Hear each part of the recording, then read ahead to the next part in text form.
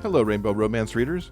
Author E.J. Russell and narrator Kirt Graves teamed up this year to turn 3 of E.J.'s short stories into the collection Christmas Kisses. I got to talk with E.J. and Kirt about this collection and the recording of the 3 stories that are in Christmas Kisses. We also get some of their favorite moments from the collection. E.J. and Kirt, welcome. We are so glad you could join us for the very first Big Gay Fiction Fest as we celebrate the holidays for 2021. Hi, Jeff. So happy to be here. Yeah, thanks for having us. We're excited to have you both here. And EJ, you've made Will so happy because you've boxed up your holiday stories. He loves all 3 of the stories that have made Christmas Kisses. But for those who aren't familiar with these stories, please tell us about what's in this box set. Well, it includes 3 stories that were previously published, and Will read all of them, and I was so thrilled that he liked them so much. The Probability of Mistletoe, An Everyday Hero, and A Swance Soiree. They're unrelated, although at one point I was considering maybe adding a little coda to the first 2 that would sort of daisy chain them together. But then I decided, no, just let them hang out on their own. They're all opposites attract. All of them are low heat. They essentially end with first or nearly first kisses, which is where I come up with the collection title. The Probability of Mistletoe is estranged best friends reunited, but the other 2 are couples who they meet for the first time in the stories under sort of, help, my hair is on fire, kind of personal disasters on the part of one character and the other guy who comes to his rescue. Personal disasters, just exactly what you don't want during the holiday season, if ever. You're also putting these out on audio for the first time. What was it like for you hearing Kirt bring life to these stories? I was so fortunate to have Kirt for this project. He has this wonderful light touch that's perfect for these stories. So as I was proofing them, I basically got to just, sit there and chuckle along with them as though they weren't even my words. That's kind of magical, as long as you don't forget you're actually having to proof at the same time. Because I've had that issue before. You're just listening and you're like, but wait, I'm supposed to be listening for things. Well, luckily, Kirt provides such clean files that there's, virtually nothing to find. So it's all good. Very enjoyable listens. And what were some of your favorite moments from these stories, Kirt, as you got to narrate 3 very different shorts? Well, first of all, thank you, EJ, for saying that. That's a great sound clip. Please don't cut that out, Jeff, about how clean the audio files are. Very proud of that. People who saw the live stream that you did last year for the holidays will remember that I'm a bit of a Grinch. That I wasn't going to mention that, but it's true. It's part of the context of this answer, which is that I'm not an enthusiastic Christmas gay. And most gays are enthusiastic Christmas gays. So for me, what was fun about the stories was, one, I love doing short stories because it's so much fun to get to have the meet cute and the resolution happen within a day and a half of recording. You rarely get to go on that whole journey very quickly. It's challenging, but in the fun way, to switch gears so quickly. When you're working on an anthology like this, it's challenging to come up with the different characterizations and making sure that one story doesn't sound too much like the other. So the things I loved about the stories were the fact that they were well-written, charming short stories that happened to take place around Christmas, about which I don't care that much. Sorry. Perfectly fair. Absolutely. We gave him, I didn't give him grief for it last year. Some of his other people in that live stream gave him a little bit of grief on that. It's true. I get it. I get why people love it. It's just not my passion. Well, just so you know, Kirt, since my kids moved away from home, I have taken great pleasure in not putting up a Christmas tree. Because if I put it up, I have to take it down. Exactly. Exactly. Talking a little bit about the voices, since you're boxing these into one set, does that really inform how you choose your voices across the set to, as you mentioned, make sure they're distinct enough? Yeah, because you don't want the love interest in story number 2 to sound exactly like the love interest in story number 1. That's just confusing for the listener, I think. Or I thought about it too much and I did more work than I had to, but I just felt like yes, these people should sound distinct from one another because the author has written different people. These are sort of unusual stories for me, just because I tend to veer more towards paranormal And these are all contemporaries. Yeah. And they're all set in Portland, more or less, even though one of them is a transplanted Portlander. So, no goofy accents to try and juggle, and no Icelandic words, which is what I threw at Kirt with one of the other books he did for me. Nothing like a little pronunciation exercise thrown in for good measure. Oh, I could send you the spreadsheet. You'd weep. What made some of these stories perfect for you to set over the holidays? It's not holidays per se, but sort of like the way the calendar works. It's the end of the year and the beginning of the new one is just around the corner. So it seems like a perfect time for the dawn of a new relationship, or in the case of Mistletoe, for reigniting an old one. And, holidays can be undeniably stressful for some people, but I like to focus on that sort of hopeful, new dawn kind of side. Is that what brings you back to holiday stories year after year? Because you're pretty consistent in how often you're putting out holiday shorts. One way or another, even if it's just from walking into a store in the United States at this time of year, the season provides a common frame of reference for so many people, even if, like Kirt, they're Grinches and they just try and, ignore it as much as possible. But, there are traditional activities to look forward to or to dread. It turns into sort of a landmark in the year. And once you're out of school as an adult, it's one of the ways to mark the passage of time. And, I mentioned that I'm a closet Grinch as well, and that I don't really bring out all the accoutrement, even though one of my sons starts counting down Christmas, I think, around Valentine's Day. One year, I think the boys were still in high school and my daughter was maybe in her first or second year of college. We started inventing our own traditions. We called them, a very Arab solstice, because my husband is Syrian Lebanese. So they were things like the ritual cleansing of the hound, which was the boys had to give the dog a bath, things like that. So I really need to bring out the very Arab solstice traditions again, because they were sort of fun.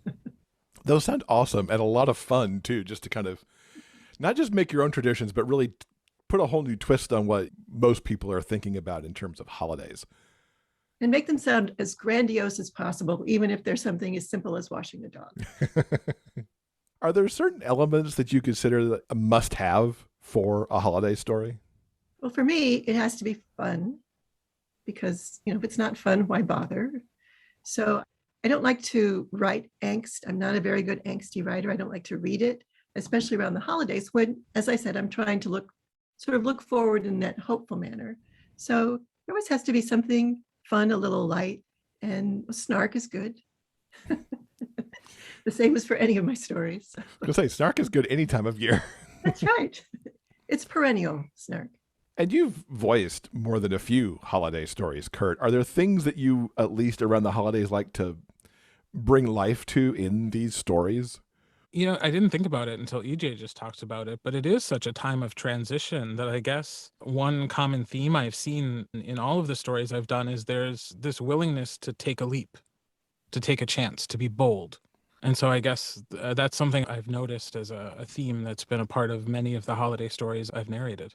Interesting. And I read a lot of them. And even as EJ said, I'm like, yeah, that is very much kind of a thing, because that and springtime are, I think, the two major kind of, pivot points into a new thing, whether it's a new year and that reawakening of everything at springtime. It's almost more important than whatever holiday you celebrate in December. It's the coming of the new year.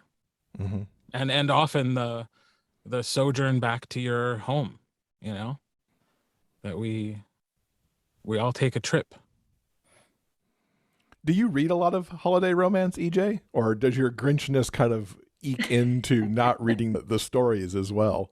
I am not one of the people who seeks them out. I know that for a lot of people, once you hit November 1st, it's all holiday stories all the time. That's all you're looking for. I tend to be more author focused or genre focused, or, as I said, not a lot of angst. So I'm looking for, the stories that make me feel good. So if they happen to be set around the holidays, great. But I'm just as likely to read a summer story in the wintertime or around the holidays as I am a holiday story. Do you have a particular holiday favorite?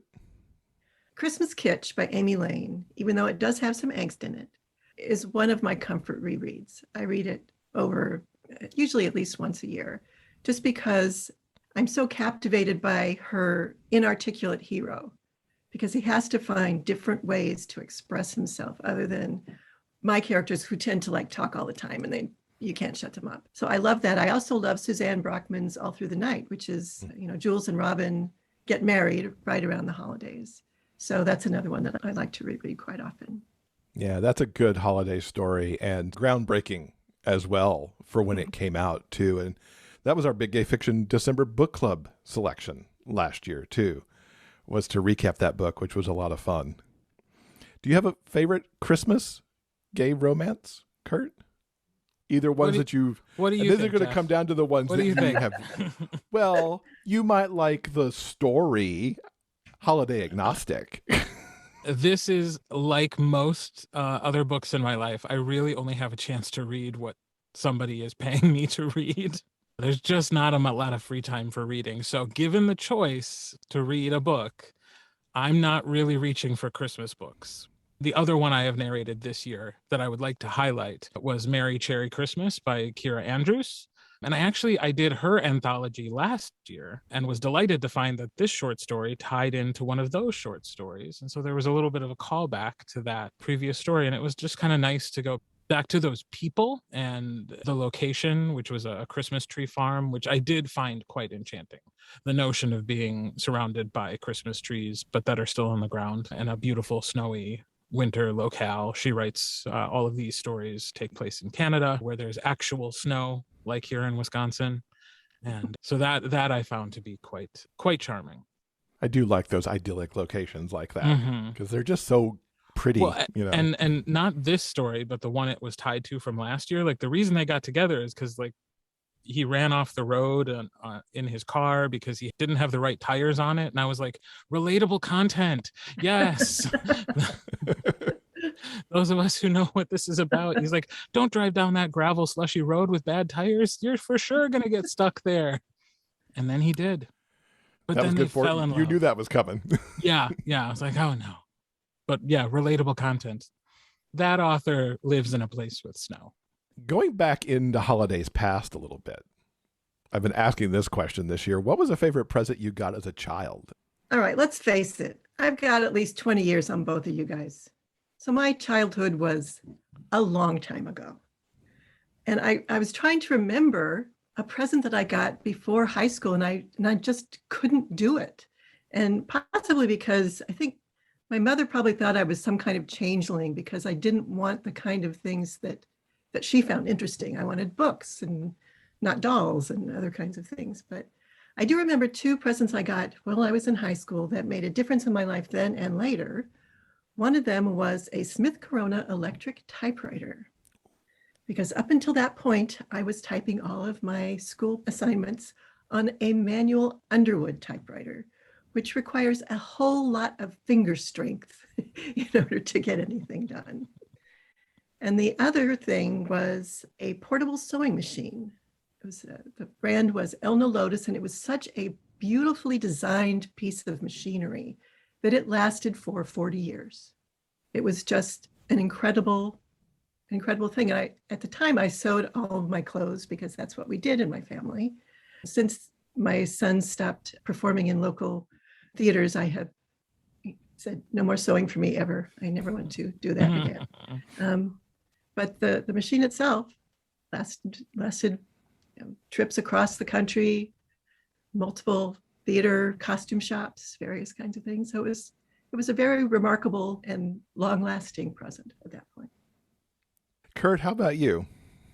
I have a very clear memory of receiving the Power Rangers Zords, the action figures of their vehicles that were shaped like animals. For those who are not Power Rangers or well-versed in Power Rangers, they had these giant machines that, they used to save the day, but also probably made a lot of damage on their own. But there was a particular Christmas where between my brother and I, we got all of the Power Rangers Zords so that we could combine them into the Megazord.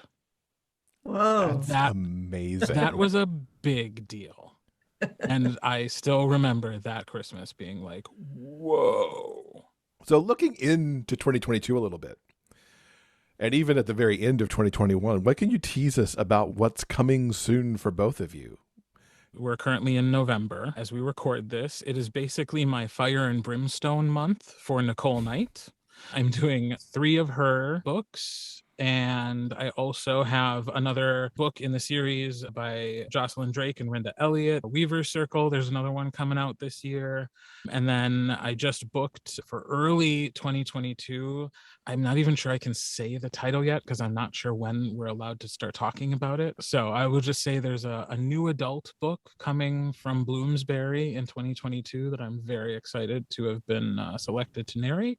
And then there's some new series, one by Kiki Clark that's coming up with a co-author. Yeah, there's lots of cool stuff on the horizon for me, including some more E.J. Russell books in the Enchanted Occasion series that will be, fingers crossed, done by the end of the year as well.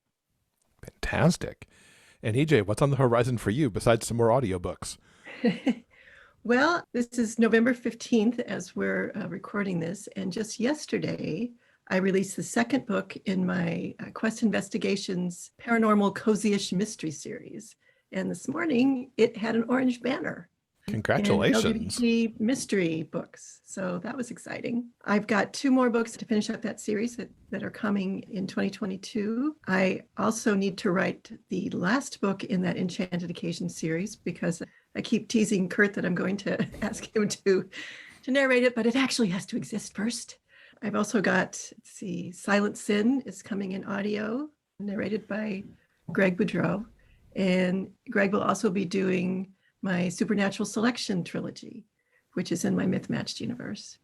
And I'm also branching out to traditional cozies with a co-writer, and we're expecting those to begin releasing in September. Different pen name. Lots of good stuff coming there. What's the place people can keep up with you to find out about all that stuff? My website, ejrussell.com, is probably the best place. That has all the links to all my social media. I'm not a very social person, so I do hang out most in my Facebook reader group, which is called Reality Optional. And Instagram, I'm afraid of Twitter, so I don't go on there very often. But I do have all those handles on my website. Fantastic. And for Kirt? I would say the same. Go to my website, kirtreads.com, and you have links to all my socials there. I will say that I have made the decision to start a Facebook group starting in 2022. So people who have been bugging me about that, watch for it in early 2022. I will do a group, and then I will start posting mostly inside that group so that I can stop bugging all my family members who don't care with all these book posts. And I can really focus promotions and just updates and getting to know people better within a Facebook group starting in 2022. Otherwise, I'm on Twitter pretty regularly. If you want to have a conversation with me, sending me a DM on Twitter or Instagram is a great way to do it. And I also keep my Facebook Messenger pretty close. If you want to get in touch and have a chat, I'm usually available. Fantastic. Now, we've got a very special presentation coming up here because this isn't called Holiday Storytime for nothing. We're going to bring everybody the full story of an everyday hero. EJ, set us up a little bit for that story, a little bit more than you gave us at the top. Well, one of my coworkers and friends moved from Portland to Phoenix, and she discovered a scorpion in her house. And when she told me this and showed me the picture, I said, oh, hell no. I am never going to do this. But she moved there to be closer to her son and daughter because they were about to have her first grandchild. And I thought, well, that might be a reason for someone to go there to be closer to a family. So my character, Adam, in An Everyday Hero, moves from Portland to Phoenix to be closer to his sister, who's about to sprout his first niece. Oddly enough, the first thing that happens when he gets there is he finds a scorpion in his living room. Actually, his bedroom, I guess. And he is desperately seeking pest control operators to come and save him. And that's how he meets his love interest, Garrett. I have issues enough with like spiders and bugs. A scorpion's like next level household pest. There's actually another event that occurs later on in the story that was also inspired by something that happened to my friend Tony. Kirt, you know what it is. I do. And I have to say that, like, I'm not that bothered by most pests, but I always say, like, but a scorpion is where I draw the line. Yeah, Things that can absolutely. kill you. Yeah, things that will kill me is really where I draw the line. Now, EJ, you mentioned to me that Kirt brought something special to Adam. What was that for you? Well, I was smiling pretty much from the first line of the story, which is Adam's, because Kirt really captures Adam's quicksilver energy. And he's got this extra personality. Everything is just out there. And Kirt really captured that really well. And I enjoyed that so much. Was it as fun as it sounds to get Adam on the Oh, recording? oh yeah. I love when you're reading a book and that's the personality that comes through, because it's a lot of fun to portray people that, like EJ said, just put it all out there. There's no holding back. And especially, because the book has a lot of it from his perspective, like it's not even just what he's saying out loud, it's what's going through his head. And that's just like another level of extra. Extra is pretty much the definition of Adam. Yeah. Yeah. Is there anything, Kirt, you think people should listen out for in this, or that it was a particularly fun moment for you within this story? Without giving too much away, I love how EJ approached the dynamics between these two people. And that's all I'm going to say. It's a part of the conflict of the story of them coming together, but I enjoyed the way that each person got over themselves enough to find the other. But I think Perfect. the insecurities were authentic and relatable. Thanks so much again to EJ and Kirt for being part of the Big Gay Fiction Fest. And I have to say, it was such a treat to hear Kirt portray Adam. He is extra, just like Kirt and EJ said. I have never heard Kirt narrate a character like that before. I think I'm usually listening to his more serious or angsty characters with the books that he narrates. So I loved hearing a very different character for him in an everyday hero. Yeah, I really loved this holiday short. I've read and talked about each of the stories that are featured in Christmas Kisses on the podcast in the past. I really adore EJ's style, especially the way that she writes Christmas stories. And as Kirt mentioned earlier, we hope this look at this Christmas collection has piqued your interest enough that you'll give it a try.